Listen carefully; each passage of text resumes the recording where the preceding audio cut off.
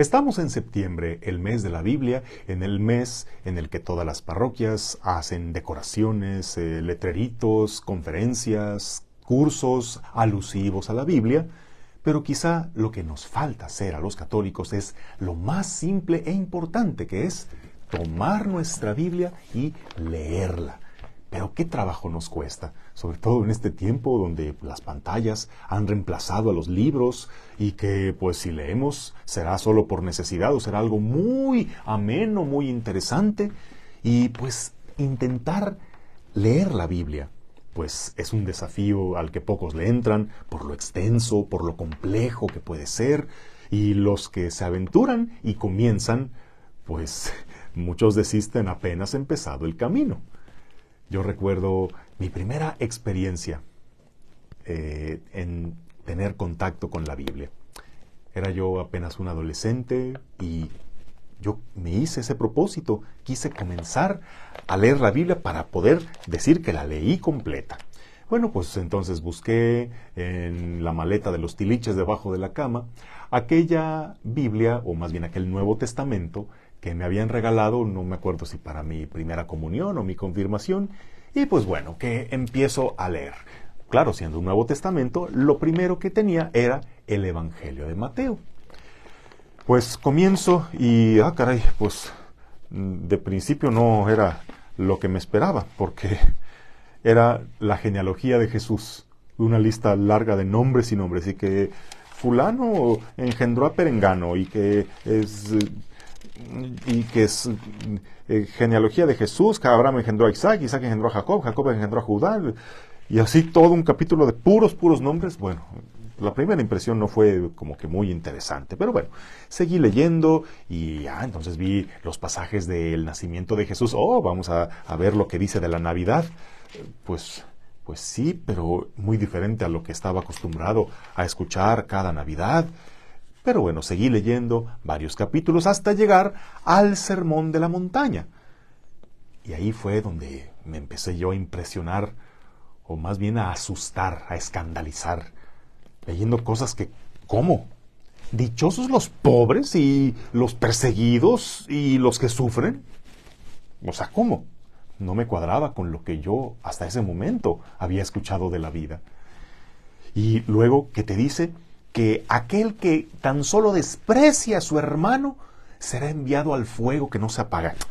Tanto. No, pero todavía más cuando leo que aquel que mira con malos deseos a una mujer ya cometió adulterio en su corazón. ¿Qué?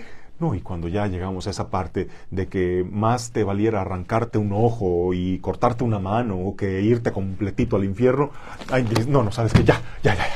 Lo cerré y recuerdo que lo aventé como si me hubiera quemado, así como si hubiera agarrado un metal al rojo vivo. Así me quemó y lo dejé y dice, no, prefiero no saber, esto es demasiado para mí. Sí, pues la primera impresión cuando lees la Biblia es que o es algo muy pesado, algo que no le entiendes fácilmente, no es una lectura amena y ágil como quizá estés acostumbrado en varias de sus partes. Pero pues así, en ese momento desistí de mi intención de leer la Biblia. Hasta que pasa el tiempo y bueno, poco a poco voy conociendo más acerca de la Biblia y pues ya tengo más elementos para comprenderla. Pero todavía me faltaba dar ese paso de tomar mi Biblia y leerla directamente. Y eso fue hasta que ya estuve en un estudio formal donde sí o sí tenías que leerla, porque en un cuadernito tenías que tomar anotaciones de cada párrafo de la Biblia. Bueno, así que pues no me quedó de otra y libro por libro estábamos leyendo y comentando. Y bueno, me topé con muchos pasajes que antes había visto quizá por películas, que el pasaje del Éxodo, que el pasaje del sacrificio de Abraham, que el rey David. Pero ahí confirmo lo que dicen todos los lectores. En el libro está mejor que en la película. Totalmente. Porque ahí descubres muchísimos detalles más que no te cuentan. Te das cuenta de que sí, la Biblia es un relato muy, muy interesante y fascinante, y que sí tiene algunos pasajes algo oscuros, pero entendiendo el contexto de la época, la situación del mismo autor, Cuando entiendes el género literario en el que está hablando, la situación histórica, entonces ya va cambiando tu perspectiva y entiendes que la escritura se explica con la misma escritura, de modo que cuando ya tienes un conocimiento más extenso, un pasaje ilumina al otro, entiendes que la revelación es progresiva y así vas entendiendo el mensaje divino en el conjunto de la escritura, no en un pasaje aislado. Y es así como empezó este amor por la palabra de Dios. Y bueno, precisamente hoy estamos celebrando a este apóstol que es uno de los autores más importantes de las Escrituras, San Mateo. Su evangelio fue aquel con el que empecé en esa ocasión y que de plano lo solté porque era demasiado para mí, porque como dicen ahora los chavos, me hizo explotar la cabeza. Pero ahora puedo acercarme y leerlo como algo completamente fascinante. Ahora veo cómo el mismo San Mateo relaciona varios pasajes de la Escritura hacia Jesús. Es como si los reflectores del Antiguo Testamento los enfocara en Jesús para que ahora Él se viera claramente como el Mesías esperado, como el Hijo de Dios, como el Salvador. Y bueno, la cosa es empezar, la cosa es perderle el miedo y quitarse los prejuicios. La cosa es soportar un poquito la barrera de que me topo con pasajes que quizá no entiendo o que a lo mejor no está tan hilarante como las novelas que estamos acostumbrados a leer. Pero cuando tienes el conocimiento de la palabra, más allá de haber leído un buen libro, conoces el mensaje de Dios, conoces la palabra de salvación.